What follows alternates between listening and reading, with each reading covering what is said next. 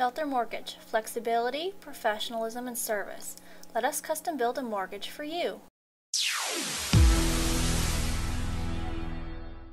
Hello, Prudential Sales Executives, for our video message of the week. All right, this week's message comes to us via a class that I recently taught in our Advanced Business Training series, and it was about lead generation and lead follow-up. And I got some feedback saying that I should take an excerpt from the class and share it on a video, so that's exactly what I'm going to do today. And it's entitled Short-Term Leads versus Long-Term Leads. And I'm going to break this out into 3 simple steps for you.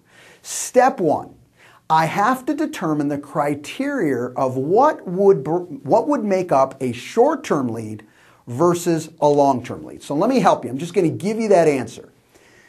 Anybody who's thinking of buying or selling in the next 30 days, we're going to categorize as a short-term lead.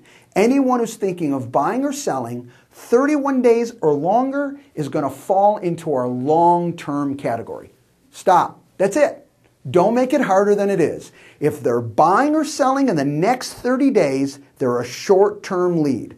If they're buying or selling in 31 days or longer, they're a long-term lead.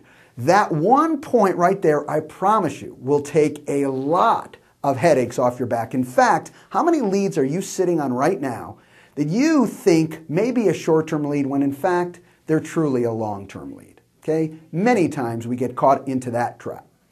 2, we need to have a way to determine, all right, great, I got it, 30 days or longer than 30 days.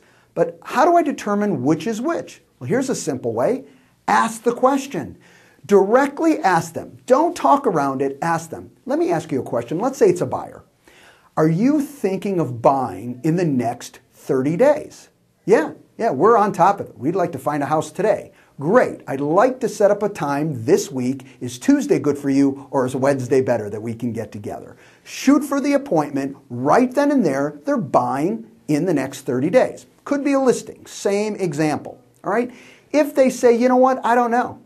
I guess if we found something, maybe, but it could be 3, 4, 5 months before we end up purchasing. Okay, great. Immediately set that individual in your long-term category.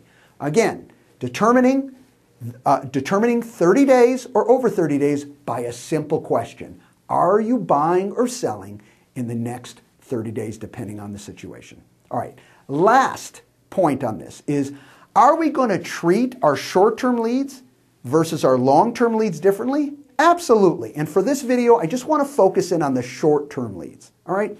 Let's say you had, and I'm making up a number here, you had 100 leads. And out of those 100, you had 5 that answered the question, yes, I am thinking of buying or selling in the next 30 days. Here's what I want you to do.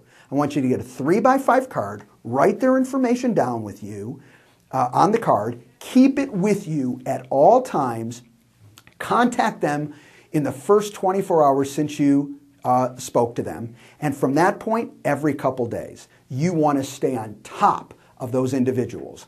You're right. It is a hot lead. It is a short-term opportunity where they're going to make a decision, and you don't want them making it with anyone else but you.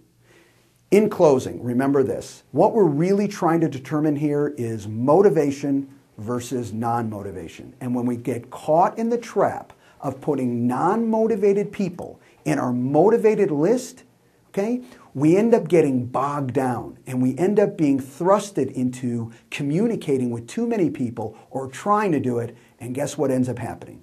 Everything seems over time to break down, all right? Don't let that happen to you. Be clear, short-term 30 days, long-term over 30. Have a great week, everybody. Talk to you next week. Bye-bye.